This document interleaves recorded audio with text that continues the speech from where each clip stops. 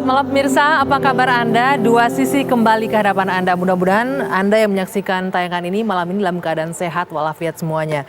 Nah pemirsa, mulai 11 hingga 25 Januari mendatang, pemerintah akan menerapkan pemberlakuan pembatasan kegiatan masyarakat PPKM. Atau mungkin yang selama ini kita kenal dengan pembatasan sosial berskala besar. Namun kali ini dijalankan dengan lebih ketat untuk wilayah Jawa dan Bali. Ada banyak poin yang diatur, sebenarnya tidak banyak berbeda dengan PSBB transisi yang sudah berjalan saat ini di wilayah DKI Jakarta khususnya.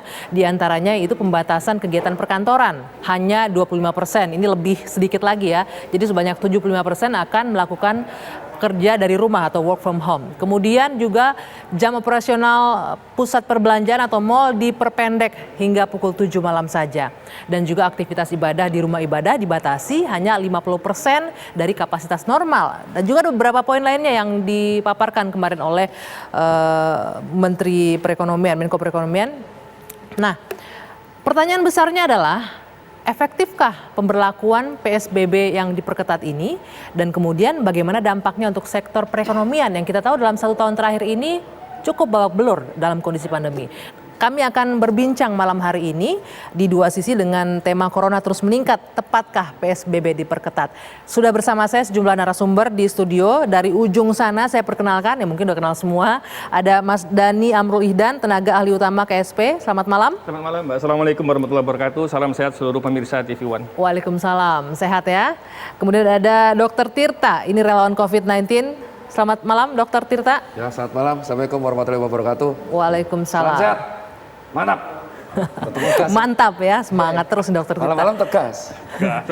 Dan di sebelah kiri saya ada Pak Haryadi Sukamdhani, Ketua Umum Asosiasi Pengusaha Indonesia atau APindo. Selamat malam Mas Haryadi. Ya, selamat malam. Assalamualaikum warahmatullahi wabarakatuh. Salam sehat, tetap semangat. Oke, dan bergabung bersama kita juga melalui aplikasi Zoom ada Dr. Pandu Riono, epidemiolog. Selamat malam. Selamat malam, salam sehat. Salam sehat dok. Oke, kita akan berbincang mengenai PSBB yang diketatkan lagi. Saya mau ke Mas Dhani, tapi sebelumnya kita saksikan dulu ya bagaimana pernyataan dari Erlangga Hartarto ini selaku Ketua Komite Penanganan COVID dan juga Pemulihan Ekonomi Nasional. Berikut ini. Bukan pembatasan dari kegiatan masyarakat yang berharap tentu penularan virus COVID ini bisa dicegah ataupun dikurangi seminimal mungkin. Nah, pembatasan ini kami tegaskan bukan pelarangan kegiatan, tetapi ini adalah pembatasan. Penerapan pembatasan itu meliputi satu, membatasi tempat kerja dengan work from home 75% dengan melakukan protokol kesehatan secara ketat. Kemudian yang kedua, kegiatan belajar mengajar secara daring. Yang ketiga, sektor esensial yang kita sudah ketahui bersama berkaitan dengan kebutuhan pokok masyarakat tetap beroperasi 100% dengan pengaturan tentu jam operasional, kapasitas, dan menjaga protokol kesehatan secara ketat. Yang berikut adalah yang keempat, melakukan pembatasan terhadap jam buka daripada kegiatan-kegiatan di pusat perbelanjaan sampai pukul 19. Pembahasan secara terbatas tersebut dilakukan di Provinsi Jawa Bali. Oke, kalau kita dengar tadi ini bukan pelarangan, tapi ini pembatasan. Jadi nggak dilarang katanya. Nah, pertanyaan saya Mas Dhani, PSBB diperketat atau PPKM ya istilah tadi dari Pak Menko. Pertanyaannya, kenapa baru sekarang? Apakah terlambat nih sekarang? Kita tahu nih rame-ramenya mungkin kenapa nggak sebelum tahun baru atau sebelum liburan Nataru kemarin? Kenapa baru akan dilaksanakan di pertengahan Januari? Ya, baik. Jadi dalam penanganan pandemi ini memang kebijakan pemerintah itu harus berbasis kepada data. Karena berbasis pada data, kita juga harus melihat dalam ekosistem penanganan pandemi ini bahwa angka positif, angka kematian, dan juga angka kesembuhan itu juga tidak memenuhi dari ekspektasi yang diharapkan. Sehingga pemerintah perlu melakukan beberapa kebijakan taktis di lapangan. Dan jumlah rumah sakit kita ketahui bersama bahwa jumlah rumah sakit, ruang isolasi, ruang ICU juga ada keterbatasan. Sehingga ini merupakan langkah breakthrough atau langkah terobosan untuk mengantisipasi terjadinya lonjakan. Nah, dalam ekosistem penanganan pandemi ini, kita juga panduan utamanya itu kita juga sudah tahu. Ada yang namanya Peraturan Pemerintah Nomor 21 soal PSBB yang tidak lanjuti dengan Permenkes tentang PSBB. Jadi sebetulnya patokan ini tetap hampir sama dengan PSBB sesuai dengan peraturan pemerintah nomor 21 tahun 2020. Hanya ini berskala mikro. Ini berskala mikro. Kenapa berskala mikro? Karena diberi pusat melalui peraturan Menteri Dalam Negeri itu memberikan guidance terhadap tempat-tempat yang dibuka berdasarkan kriterianya. Tadi yang sempat disebutkan oleh Pak Menko tadi. Dengan asumsi 4 indikator tadi. Tempat tidur, angka kesembuhan, angka kematian, ya kan? Nah, termasuk juga positive rate-nya. Nah, sementara kalau kita bicara PSBB, itu kan Kementerian Kesehatan sebagai tempat untuk mengeluarkan persetujuannya setelah melihat keadaan lapangan yang diusulkan oleh pimpinan daerah, gubernur, kepala daerah mengusulkan kepada Menteri Kesehatan. Nah, kalau ini kriterianya dari pusat, sementara berskala mikronya ditetapkan oleh pemerintah daerah dengan kriteria yang ditetapkan oleh pusat. Ini langkah penting yang harus diapresiasi emang. Tapi Dokter Tita menarik nih pernyataannya tadi. Kenapa kok baru sekarang? Dokter Tita menurut Anda ini agak terlambat ya untuk pembatasan ini? Halo. Gimana? Terlambat? Loh, memang gini. Tadi di awal saya sampaikan, dalam penanganan pandemi ini semua kebijakan itu harus berbasiskan kepada data. Kalau dibilang terlambat, ya tadi angka positif itu juga kan kita tidak ada yang tahu. Tugas pemerintah concern kepada 3T ini. Kepada 3T. 3T sudah jalan. Kita lihat angka testing kita saat ini kan sudah hampir secara rata-rata sudah 260.000 per minggu ya. Sudah bisa memenuhi dari standar WHO. Itu kita kejar terus agar konsisten. Yang penting itu konsisten dari angka testing itu bisa 260.000 bahkan lebih. Ini harus kita jaga. Nah, tapi dinamika di lapangan dengan adanya klaster-klaster baru, klaster industri, klaster pelayanan publik, klaster liburan kemarin, itu juga memacu terjadinya lonjakan. Oke, ini menarik nih. Klaster industri nanti Pak Reddy akan ikut juga nimbrung nih. Tapi kita harus jeda dulu. Baik. Dua sisi akan kami lanjutkan saat lagi. Dua sisi saya lanjutkan. Tadi Dokter Tita, Anda sempat menyebutkan ini kenapa baru sekarang itu agak terlambat ya menurut Anda PSBB ketat ini dilakukan? Kalau dari saya sendiri sih menanggapi Pak Dhani sih, pertama kita apresiasi ya. Maksudnya akhirnya dilakukanlah sebuah tindakan tapi dengan istilah yang aneh-aneh. Aneh-aneh maksudnya terlalu banyak ini ya. Kalau saya to the point, maksudnya di lapangan saya ketemu Pak Dhani udah hampir berkali-kali di berbagai acara dan kita sering discuss argumen lah, bahwa kita debat tapi kita argumen lah. Pertama kita garis bawahi adalah terlalu banyak istilah yang digunakan oleh Komite Penanganan COVID. Udahlah to the point aja, bilang aja tuh lockdown sebenarnya. Itu tuh kalau kita lihat syarat-syarat itu tuh sebenarnya adalah lockdown secara halus. Kayak gak ada bedanya dari Maret. Kayak WFA, kalau dulu WFA semuanya 75%. Cuman yang jadi masalah adalah satu, istilah yang berbeda-beda ini akan membuat masyarakat semakin bingung. Kembali lagi berarti komunikasi publik akan menjadi bingung. Dan kedua, penerapan lapangan itu tidak segampang itu. Maksudnya kalau kita diterapkan di bulan Maret, April, Mei, itu akan keren ya. Karena pada waktu itu orang masih aware, orang masih apa. Nah di bulan Januari 2021, bentar lagi kita anniversary setahun. Kalau kita bilang, bentar lagi anniversary setahun, berarti COVID-19 ganti namanya COVID-20 gitu. Tapi bertambah usianya setahun. Bertambah usia nih, cuman yang jadi masalah adalah istilah berbeda ini tidak diiringi komunikasi publik, penyampaiannya berbeda sehingga nanti masyarakat akan menjadi antipati, trust issue-nya akan semakin turun. Nah penerapan di lapangan tuh nggak semudah itu. Gimana? Apa yang membuat nggak mudah? Kenapa? Apa pengawasannya memang kurang atau masyarakatnya memang udah susah diatur, nggak peduli? Kalau kita menyerahkan masyarakat enggak. Yang kedua, kalau kita menyerahkan masyarakat enggak. Terus kedua, aparat kita itu udah terbatas banget. Nggak mungkin kita, let's say tuh Pak Erlangga tadi kita garis bawahi, ini bukan pelarangan, ya, tapi ini adalah sebuah pembatasan. Pertanyaannya, gimana penerapan di lapangan? Apakah kita meminta Satpol PP, polisi, TNI, relawan, nakes untuk keliling tiap hari, touring gitu? Ya touring terus tiap hari ya. Akan lebih banyak yang melanggar. Nah kalau saran sih, dan itu saya post di media sosial, respon negatifnya akan sangat banyak. Permasalahan yang pertama tadi istilah, kedua penerapan di lapangan tuh gimana? Ini yang saya ingin tanyain kepada nih. Mas Dhani bisa nggak tuh dijawab sedikit? Penerapannya gimana? Katanya kalau dari konferensi pers kemarin kan akan ada operasi justisi gabungan. Sekalian Satpol PP, TNI dan Polri itu gimana? Sama yang ketiga nih belum, masih ketiga nih seru sekalian. Ketiganya nyangkut, pas banget ada pengusaha. Saya juga pengusaha. Jadi yang jadi permasalahan pengusaha adalah satu, ini pengusaha industri retail mati nih. Udah nangis darah nih, udah nggak laku, udah nggak ini, retail tuh berdarah-darah, transportasi juga bingung. Nah, apakah tidak alangkah lebih baik sebelum kita membuat kebijakan istilahnya PKPM, dulu PSBB, PPKM. Sekarang. aduh umpet tuh saya lama-lama PPKN nanti ya. Jadi apakah tidak baik kita tuh mengajak dialog teman-teman pengusaha dulu, Oke. terus kita ajak, karena apa? Yang bermasalah itu sebenarnya adalah manajemen building. Banyak kasus, yang penting manajemen building. Gimana nggak kita membuat building ini menjadi SIG? Kita edukasi manajemen building. Kedua, tentang transportasi. Kita gimana nih permasalahan, karena orang mobilitas nggak bisa diubah.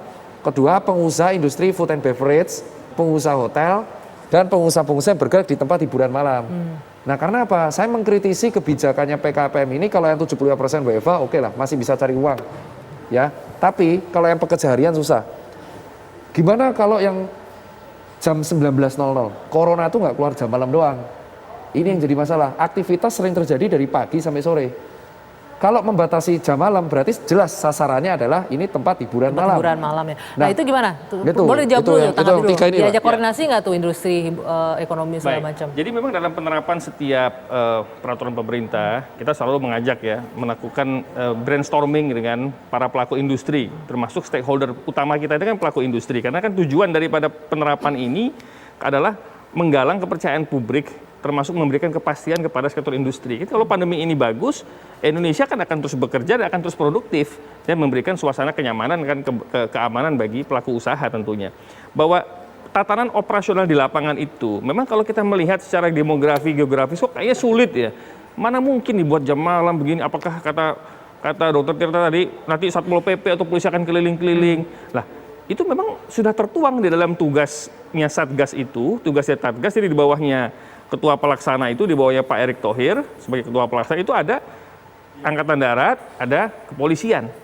Ada Kepala Staf Angkatan Darat, ada juga Wakapolri di situ. Nah, salah satu tugasnya adalah mengamankan semua proses yang ada di dalam pembatasan sosial berskala besar atau yang sekarang ini akan diterapkan dari tanggal 11 ini adalah pembatasan kegiatan masyarakat.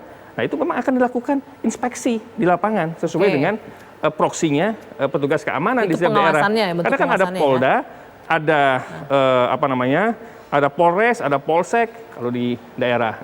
Kalau tentara ada sampai dengan ada Babinsa di daerah-daerah. Nah, untuk PPKM desa. itu akan berlaku sama juga Ada untuk pengawasannya? ada Kodim, ada Danrem, gimana Pak? Untuk PPKM ini akan berlaku pengawasan juga akan berlaku sama? pengawasan yang sama. Oke. Akan menggerakkan semua aparat keamanan untuk melihat dan memastikan semua sektor-sektor yang tadi telah ditetapkan Oke, itu nah, berjalan sesuai dengan Menjawab yang di awal nih, ini Terus ya. lockdownnya kok malu-malu gitu loh katanya pemerintah. Bukan Jadi lockdown, begini, sekali lagi bukan lockdown gitu katanya. Indonesia kan tidak mengenal, kita Istilah kan dalam lockdown. undang-undang kekarantinaan itu tidak mengenal namanya lockdown. Tapi secara filosofisnya, sebetulnya kan kontennya kan outputnya ke sana. Ada pembatasan. Walaupun istilah lockdown itu tidak ada, tapi secara kontennya itu adalah berbicara pembatasan. Pembatasan itu untuk apa? Agar sektor-sektor yang produktif, yang bisa terus dijalankan untuk menghidupi hajat hidup rakyat banyak, untuk menjamin sustainabilitas ekosistem perekonomian, juga bisa berjalan dengan baik dengan protokol kesehatan itu. Oke, Mas Aradi. Istilah. Iya. Ganti-ganti itu kan Istilahnya terlalu membingungkan kan ya, mulai dari PSBB, AKB, Ya, betul, PPKM, terus apa lagi? New normal, New normal, PSBB ketat, transisi, PSBB transisi. PSBB proporsional, Adaptasi Masyarakatnya kebiasaan baru. bingung, AKB, Mas Dhani. apalagi Iya. lama-lama Kebiasaan JKT48, Asal jangan singkatannya berubah jadi BBKB gitu, malah tambah bingung. Ya. BKPM. Istilah itu sebenarnya untuk memudahkan pada koridor tertentu. Tapi ternyata supaya justru nggak gampang memudahkan diingat. bagi dokter Rita bilang nggak memudahkan, membingungkan katanya. Nah, kita perkuat dengan sosialisasi publiknya. Dokter kita tadi bantulah dengan komunikasi publik, sosialisasi Tugasnya Satgas publik. Covid gitu kan ya, Tugasnya relawan relawan Covid itu nanti. salah satunya adalah memperkuat kebijakan pemerintah sampai dengan dapat kepemahaman publik yang sama di level grassroots. Kan begitu kan maksudnya? Iya, iya.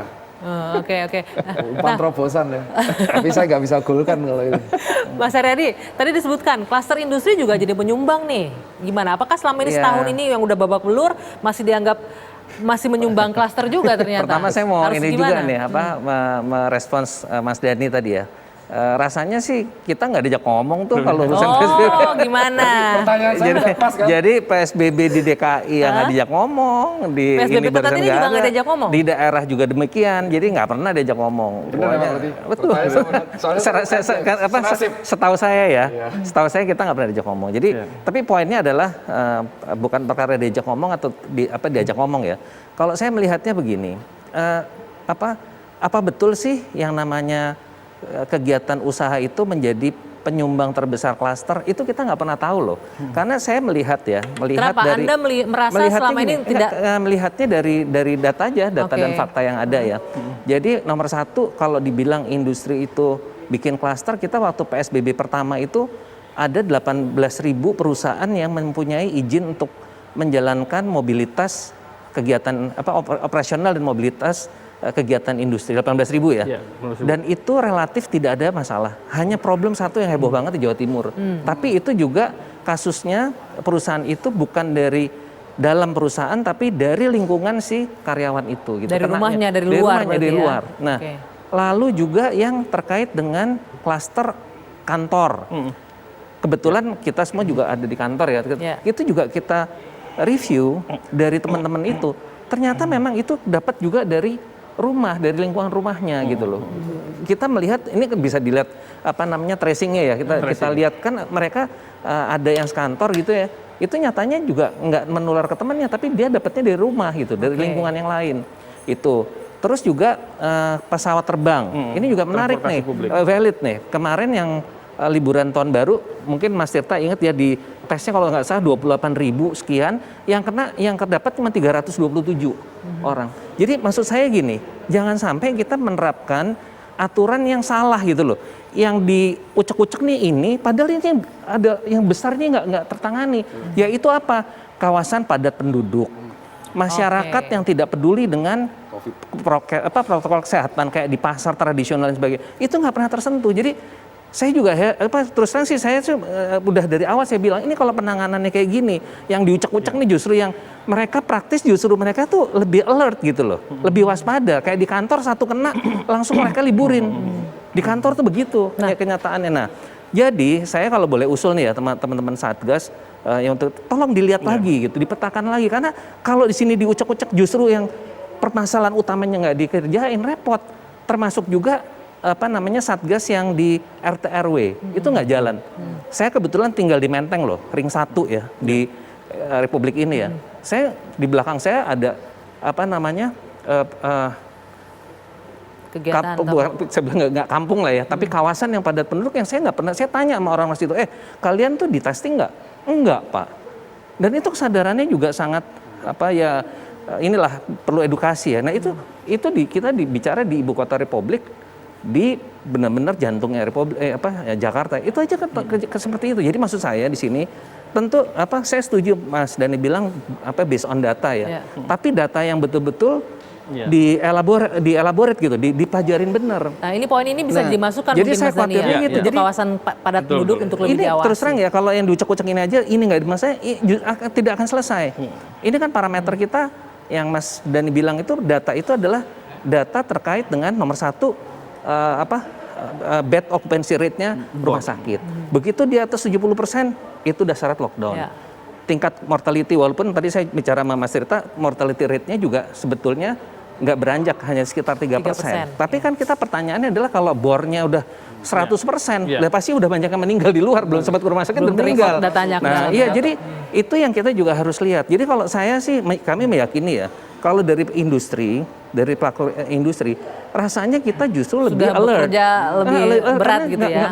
Dan kalau ada apa-apa pasti kita akan lebih cepat respons menanggapinya. lebih cepat gitu. Oke, nah Gitu. nanti saya akan ke Dokter Pandu. Efektif nggak nih pelaksanaan PSBB yang lebih diperketat ini? Tapi nanti kita akan lanjutkan bersama Dokter Pandu usai jeda saat lagi di Dua Sisi.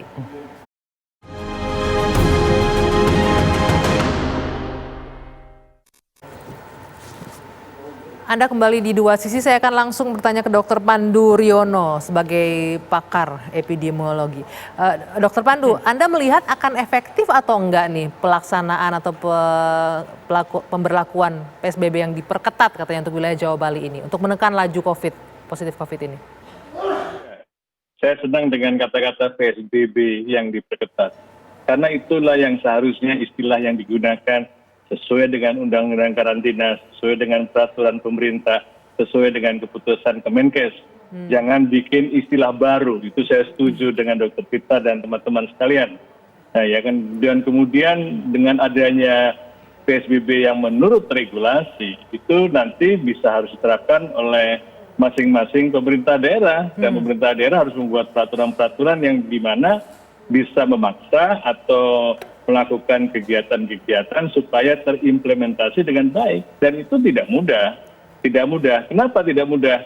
Karena masyarakat selama ini menjadi objek, tidak pernah menjadi subjek. Tadi kan dikatakan, oh kita berdiskusi, tadi Pak ini mengatakan mengajak masyarakat. Ternyata Pak Sukamdhani bilang, oh tidak, nggak pernah diajak. Nah, karena memang publik tidak pernah diajak. Padahal dalam buku textbook penanganan pandemi, the community is the front line for every outbreak response. Jadi masyarakat itu adalah garda terdepan, bukan nakes. Dan mereka yang harus memakai masker, mereka yang harus tinggal di rumah, mereka yang harus... Jadi mereka itu harus diajak dari awal, bukan dengan perintah, bukan disalah-salahkan. Nah, kalau itu benar-benar diterapkan, itu bisa saja efektif. Tetapi ada yang lupa bahwa pemerintah juga punya kewajiban untuk melaksanakan testing, testing, pelacakan, dan isolasi yang benar dan masif. Dan yang paling penting, komunikasi publiknya harus jelas, sederhana, dan melibatkan semua tokoh-tokoh yang bermaruh dengan bahasa-bahasa yang mudah dipahami. Sehingga masyarakat tergerak. Karena tadi mengatakan bahwa masyarakat itu garda terdepan. Tidak mungkin dengan perintah, tidak mungkin dengan Satpol, tidak mungkin dengan TNI, tidak mungkin dengan polisi sekalipun. Mereka jumlahnya terbatas dan tidak bisa memaksakan ini secara terus-terusan harus diawasi. Kalau masyarakat patuh misalnya, memakai masker mandatori di semua republik ini. Dan semuanya harus patuh, tidak perlu diawasi kemudian baru ada polisi kemudian baru dipasang maskernya. Nah, kalau masih seperti itu tidak akan efektif. Nah, jadi efektif tidaknya tergantung bagaimana implementasinya. Kalau terlambat, ya sangat terlambat. Kenapa? Karena tidak mengantisipasi. Data itu bukan berarti hari ini ada data kemudian hari ini harus lakukan tindakan. Kita bisa mempredik kok dengan data yang sebelumnya bahwa di bulan Desember, Januari, dan Februari akan terjadi peningkatan kasus yang tidak bisa ditekan karena kegiatan masif yang sebelumnya yang merupakan kebijakan pemerintah seperti cuti bersama, liburan Natal dan Baru, pilkada, dan sebagainya. Dengan demikian kita bisa mengantisipasi supaya itu tidak terjadi. Dengan jangan responnya panik seperti ini, menurut saya ya susah gitu kalau seperti ini terus. Oke, Mas Dhani, ini panik nih katanya, merespon dengan PSBB ketat karena kata pemerintah panik, benar begitu? Ini kan kebijakan taktis di lapangan. Semua negara, semua kepala pemerintahan juga menghadapi banyak dilema. Dan ini dalam tatanan penanganan yang namanya public health emergency, itu memang dilakukan banyak manuver-manuver di lapangan. Jadi sebetulnya dengan istilah, dengan terobosan-terobosan kebijakan, dengan outputnya untuk mengatasi masalah pandemi. Jadi kalau kita sih melihatnya kepada proses dan output aja. Selagi proses dan output itu memberikan outcome di dalam pengendalian pandemi, ya apapun itu kita outputnya harus setuju jalankan. sampai di sana. Tapi menarik kata Dr. Pandu, bagaimana penerapannya, pengawasannya gimana untuk mengatur masyarakatnya ini? Gimana caranya? Teknisnya seperti tadi apa? yang pertama kita punya Satgas, dan kita akan optimalkan peranan aparat yang ada di Satgas itu untuk bisa membumi, melakukan sosialisasi, dan sekaligus juga komunikasi publik dan menerapkan sanksi sesuai dengan peraturan perundang-undangan yang berlaku. Yang kedua, kita harus menciptakan banyak-banyak relawan. Community base ini masih banyak komunitas ini. Banyak dokter Tirta. Nah, harus ada 1.000 dokter Tirta lagi, bahkan 1 juta, 2 juta relawan-relawan seperti dokter Tirta ini harus digerakkan untuk membangun kesadaran komunitas. Kayak dulu program KB, Mbak Anggi kan, program KB kok berhasil, 2 anak cukup, itu kok jadi ikon nasional. Kenapa? Karena dilakukan secara masif. Dan semua instrumen, baik aparat maupun komunitas, semuanya berjalan ke arah yang sama. Oke, kita tanya dokter Tita yang di lapangan, apa sih yang menjadi kesulitan selama ini itu masyarakat itu susah diatur atau masyarakatnya nggak mau atau emang aparatnya yang pendekatannya salah atau pemerintahnya terlalu banyak istilah? Jadi membingungkan. Saya sebelumnya salam buat senior. Ini Pak Dr. Panduryono ini partner saya kalau di Twitter. Dari zaman akun beliau di-ban, disuspend sampai hidup lagi. Hidup lagi. Jadi sebelumnya saya setuju banget dengan Pak Pandu ya. Jadi yang pertama adalah masalah di lapangan itu adalah satu, dari pelayanan fasilitas kesehatan kita yang pertama, puskesmas, itu aja mereka itu kadang benar-benar kayak perang bebas. Jadi kita nggak tahu yang datang itu OTG apa enggak, COVID apa enggak, udah nggak tahu gitu. Itu yang dihadapi oleh fasilitas kesehatan kita tingkat pertama. Makanya disebutlah sampai ada tim mitigasi kesehatan nakes di PBID dan di BNPB. It means memang keselamatan nakes itu yang susah ya. Dan kedua, kalau soal masyarakat itu kita nggak bisa salahin bahwa oh mereka emang nggak patuh. Enggak, fase mereka itu sudah di tahap denial. Jadi kayak buset, saya dari Maret, April, Mei nggak ngapa-ngapain tetap naik. Akhirnya mereka pada fase udah udahlah ya. Udah bodo amat, mati hidup di tangan Allah gitu. Nah, mereka tuh di fase susah itu. kalau begitu ya. Susah. Mau gimana? Mau di penjara juga udah penjara aja gua makan 3 kali sehari kok. Daripada nyari makan susah. Terus tuh yang masalah ketiga adalah sebenarnya Indonesia tuh memiliki sistem kesehatan yang luar biasa. Dan ini adalah kritikan dari zaman itu Pak Menteri Terawan sampai sekarang Pak Menteri Budi pun saya melakukan 2 hal yang sama. Yang pertama adalah kita tuh kan punya posyandu, punya kader kesehatan, punya RT, punya RW, punya kelurahan, punya kecamatan. Terus habis itu punya puskesmas pembantu, punya puskesmas cabang, punya puskesmas utama, puskesmas ranap, sampai rumah sakit tipe D, C, B, A, terus rumah sakit rujukan, belum dinkesnya tingkat banyak. Harusnya kita bisa memberdayakan orang-orang kader kesehatan. Nah, tapi apa yang kita lakukan? Komunikasi publik searah dari pusat ke daerah aja nggak nyambung. Contoh nih. 2 hari yang lalu Pak Gubernur Bali mengatakan rumah sakit mengcovidkan. Ya. Itu isu udah dari 4 bulan lalu. Terus diklarifikasi sama Dinas Kesehatan Bali. Maaf, itu dipelintir. Maksudnya itu isu yang beredar 4 bulan lalu. Gara-gara apa? Gara-gara media bertanya, Pak, angka kematian Bali kok naik? Beliau defend. Itu gara-gara ada yang COVID yang dulu-dulu. Loh, nggak ada kaitan kan? Contoh. Atau contoh. Balik lagi di ke komunikasi publiknya harus jelas ya. Bayangin nih. 4 bulan yang lalu isu pengcovidan itu viral. Sekarang udah mulai acceptance, udah males lah. Ngapain kita mengcovidkan orang?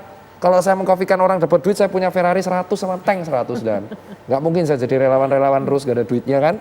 Jadi yang kedua, soal untuk isu pengcovidan aja, ada kepala daerah yang masih ngomong.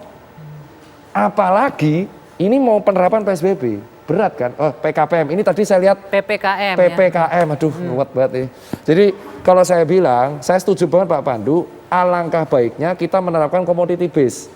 Kita terapkanlah kerjasama, ajak semua ormas, ajak tokoh agama, ajak ulama, ajak pendeta, ajak pastor, ajak ketua RT, RW atau teman-teman anak muda, BEM, siapapun lah yang kita bisa menggerakkan mandiri mengenai protokol tersebut. Jadi kesadaran itu harus kita timbulkan dari awal. Mungkin memang betul keluarga berencana 2 anak, emang. Tapi tahu nggak?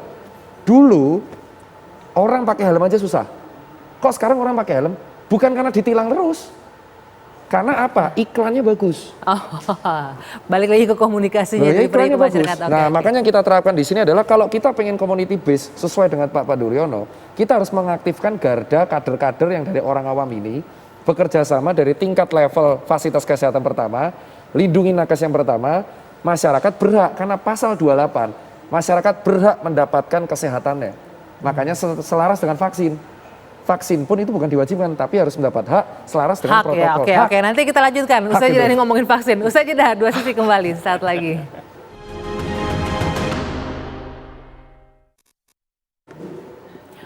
Mas Dhani, tadi yang jadi catatan adalah bagaimana dokter Tita juga dari dokter Pandu juga menyebutkan komunikasi publiknya agar lebih simpel, lebih sederhana gitu loh, agar bisa diterima masyarakat. Komunikasi publik lebih simpel dan lebih sederhana. Iya. Kalau komunikasi publik ada kelemahan itu kita akui. Tapi ingat bahwa KSP ya, kantor staf presiden itu ada program yang namanya KSP mendengar. Nah, dalam program KSP mendengar ini kita menyalurkan aspirasi publik. Baik itu ormas, kelompok masyarakat, organisasi profesi, macam-macam. Termasuk juga untuk penanganan COVID di ya, komunitas termasuk masyarakat. semuanya komponen-komponen bangsa, ormas segala macam datang ke KSP dari pusat maupun dari daerah, kita tampung aspirasi itu, lalu kita komunikasikan secara langsung. Jadi ada metodologi komunikasi yang tidak harus di media, tidak harus di media mainstream, tidak harus juga di media online, tapi komunikasi langsung yang menyentuh kelompok-kelompok masyarakat itu dilakukan oleh kantor staf presiden melalui program yang namanya KSP Mendengar. Tapi secara overall memang komunikasi publik ini kita harus perbaiki. Harus kita rubah dari mulai sistemnya, konten, metodologi penyampaiannya, maupun pengkayaan informasi secara terstruktur dan masif. Ini memang perlu kita perbaiki memang. Termasuk tadi yang Dokter Tirta singgung soal hak dan kewajiban. Contohnya untuk vaksin tadi itu. Harusnya itu kan haknya masyarakat. Gimana Dok? Jangan kalau diwajibkan? Yang penting ada terjadi misleading di sini Pak Dhani. Maksudnya saya tahu niatnya KSP ya. Maksudnya kita tuh terlalu banyak pejabat yang ingin tampil cari panggung terus statement sendiri-sendiri. Itu yang buat saya tuh jujur pusing gitu. Kenapa? Karena di satu sisi jangan menggeser bahwa seolah-olah rakyat yang tertekan nih. Ya kan? Kesehatan itu adalah sebuah fasilitas yang disediakan dan dijamin oleh negaranya. Rakyat mana yang pengen dia sakit? Pengennya dia cari uang, sehat selalu, aman. Nah, tapi digeser seolah-olah kita yang tertekan di sini itu malah kalau lu mau sehat ya lu harus kayak gini. Ya emang benar. Tapi kita harus kembalikan lagi bahwa kesehatan itu adalah hak segala rakyat.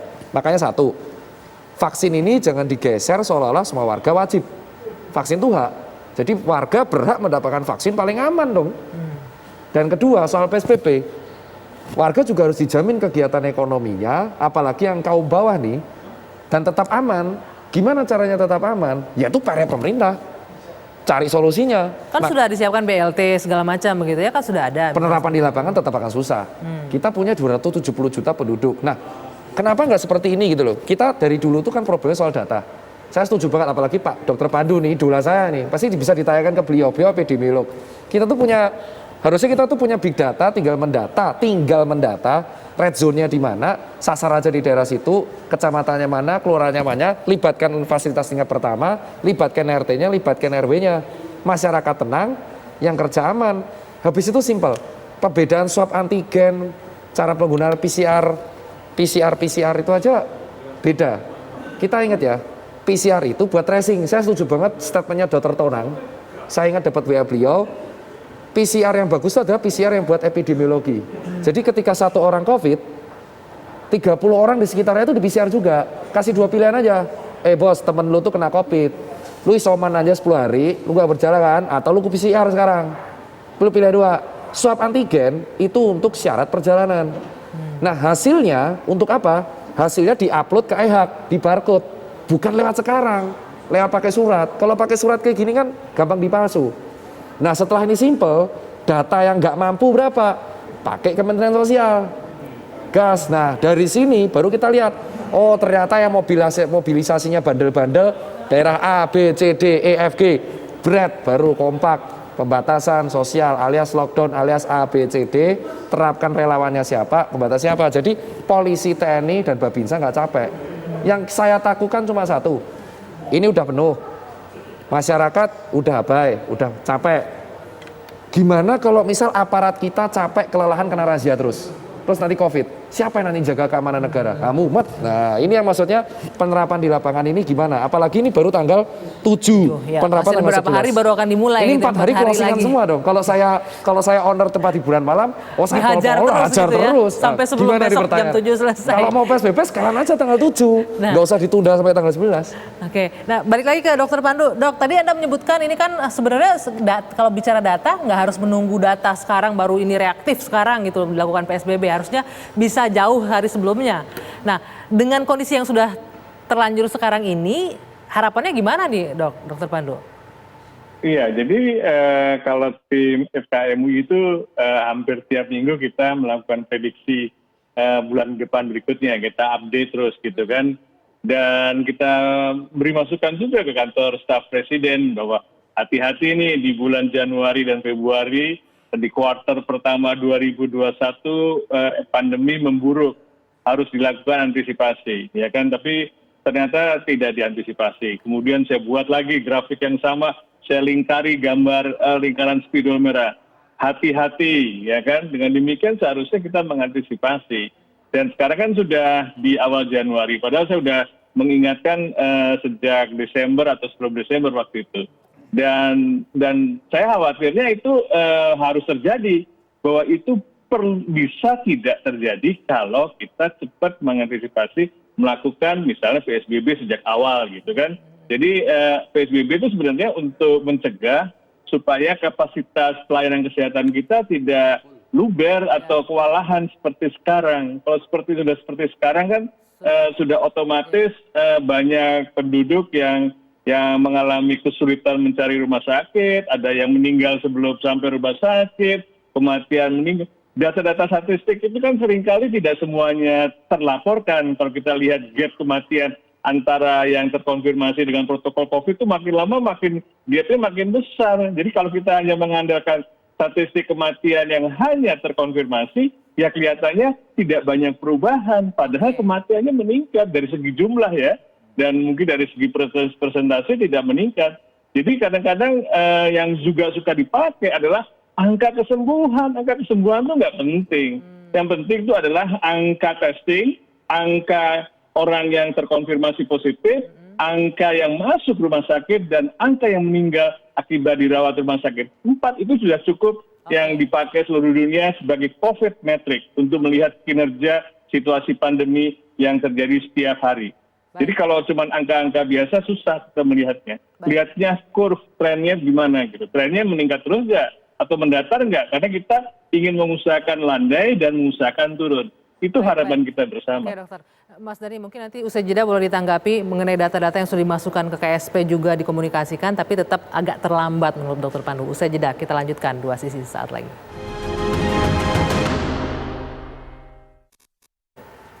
Mas Dhani tadi masukan dari Dr. Pandu Riono menyebutkan sebenarnya para ahli epidemiolog ini sudah memberikan input data prediksi Januari-Februari akan terjadi peningkatan ini.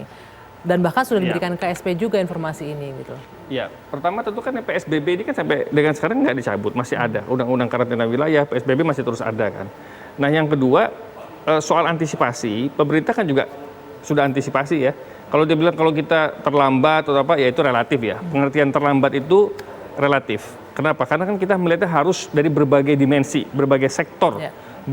Jadi pemerintah itu kan berpikirnya strategic view, helicopter view. Helicopter view pemerintah ini kan multisektor karena stakeholdernya banyak. Nah, bukan cuma 1, 2, 3 tapi banyak. Ini kan juga harus dipikirkan kesinambungan itu. Nah, itulah yang disebut dengan istilah Pak Presiden itu adalah injak gas dan rem.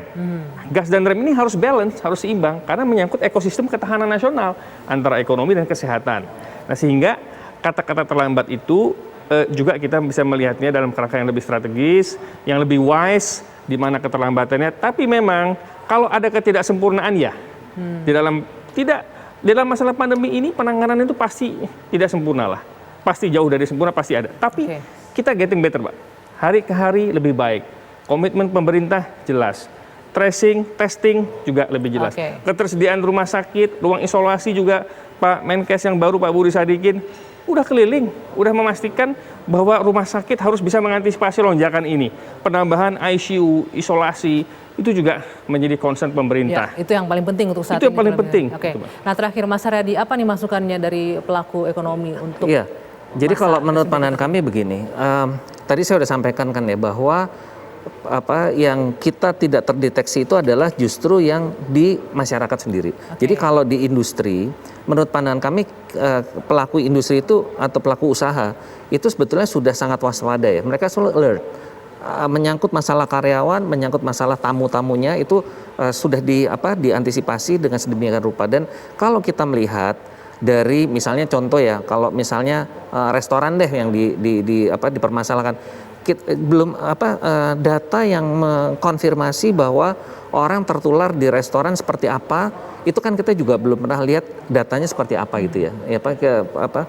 Yang bisa kita yakini bagaimana. Tadi maksudnya contohnya apakah benar dari restoran atau dari luarnya bagaimana? Iya. Gitu ya? Terus juga di transportasi yang data di pesawat terbang tadi sudah bilang kan, dari 28 kalau nggak salah ya 28.000 yang dites selama kemarin akhir tahun kemarin, liburan akhir tahun, hanya terdapat 327 kalau nggak salah yang kena. Saya belum tahu kereta api ya, tapi dari situ maksud saya jangan sampai nanti pengaturan ketat ini justru memperketat bukan yang menimbulkan masalah gitu loh. Jadi mereka ini yang sudah sangat waspada, dikunci semua, akhirnya malah yang harusnya memberikan sesuatu kontribusi positif, akhirnya dia menjadi terkunci gitu kan. Nah, di masyarakat yang luas itu malah tidak tersentuh. Saya setuju dengan Dr. Tirta tadi, community base-nya itu kan harus jalan. Itu yang nggak kita lihat loh ya, Mas Tirta. Jadi ini tolong dilihat lagi gitu. Ya kan kayaknya seolah-olah industri mulu yang kena gitu yang disalah. ini industri masyarakatnya juga aware itu ya. Terus yang community ini sorry ya kalau kita ngomong Mas Denny ya, kita belum lihat loh community base-nya nggak jalan loh. Itu kenyataan yang tadi Dr. Tirta bilang benar tuh, ada posyandu, ada puskesmas segala macam kan, enggak ormas juga, Karang Taruna. Komunitas motor. Itu artinya yang ini dah yang melekat. Kalau komunitas motor mungkin ceritanya agak segmented, tapi kayak Karang Taruna kan pasti ada. Banyak. Pramuka pasti ada gitu loh. Ada banyak sektor yang bisa digerakkan. Nah, itu kita nggak ngeliat ke sana. Jadi nanti jangan salah juga, nanti penegakan hukum segala macam nanti polisi dan TNI ngejar siapa gitu kan, jadinya kan jadi itu tadi akhirnya membuang energi yang tidak pas gitu. Jadi maksud saya sekarang kalau boleh kami usul, tolong dilihat, bukannya kita industri 10 bulan udah suffer banget begitu, udah mau ulang tahun. Udah suffer banget. Jadi itu ini sayang sekali waktu terbatas, yang pasti semua input diterima oleh Mas Dhani, mungkin akan menjadi masukan juga untuk pemerintah. Tapi apapun itu, pemberlakuan PSBB yang lebih ketat ini kita apresiasi tindakan ini yang diambil oleh pemerintah, keputusan better late than never gitu ya. Lebih baik terlambat. Ini adalah satu hal yang patut diapresiasi. Namun dengan harapan bisa mengendalikan laju positif COVID-nya dan tidak juga, tapi tetap juga menjaga untuk momentum pemulihan ekonomi, itu yang juga paling penting yang tidak bisa diindahkan. Tadi Mas Tirta ada berita bagus tuh, Sinovac efekasinya 78%. Itu barusan dikabarin sama kawan-kawan lah. Ini kan ada berita lumayan lah bahwa kita kan BPOM baru keluar tanggal 12. Salah satu hal yang paling penting ada penelitian di Brazil. Ini kawan-kawan nakes ya, tadi broadcast dari Reuters merilis bahwa efikasi Sinovac di Brazil rilis 78%. Oke, itu mudah-mudahan menjadi lampu hijau untuk angin segar lah ya. Itu kan hak rakyat. Hak rakyat, kita nunggu yang EU aja. Hak rakyat pertama itu, yang kedua moga-moga. Oke, apapun itu stabil. Kita harapkan yang terbaik. Pemerintah sudah menjalankan perannya dengan baik, dan masyarakat juga jangan lupa tetap memberikan atau melakukan 3M. Mencuci tangan, menggunakan masker, dan menjaga jarak. Oke, saya akhiri Dua Sisi malam hari ini. Terima kasih, kita jumpa lagi pekan depan di Dua Sisi.